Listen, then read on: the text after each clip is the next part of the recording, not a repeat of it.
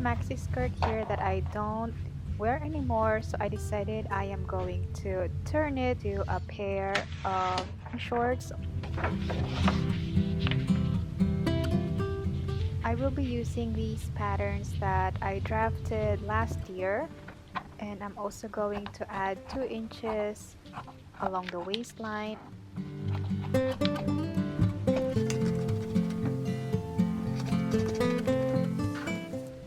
And then I am just going to cut it in half along the fold, so I will have 2 pieces of fabrics. So this is going to be for the back pants. I repeated the same steps for the front pieces. I just placed the fabric or the pattern on fold.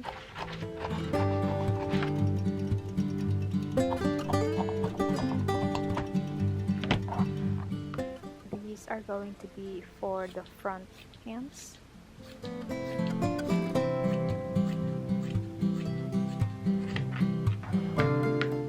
Originally, I was going to make a tank top out of this, but then I realized it still looked cute, so I decided to finish the hemline, and I'm just gonna give it to my daughter.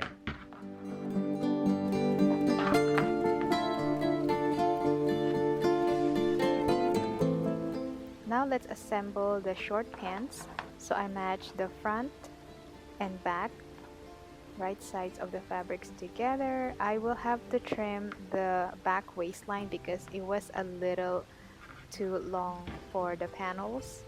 I will be using my overlocker, so I'm just going to sew along the side seams.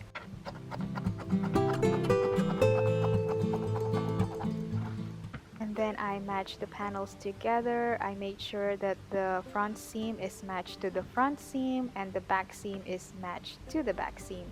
And then I am going to overlock right along here.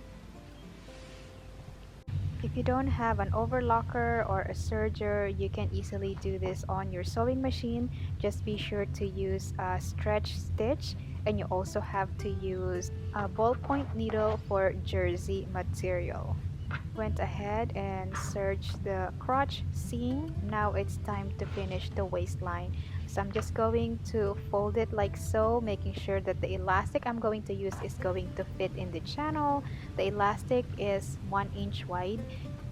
Length is obviously your own waistline measurement. Mine was 26.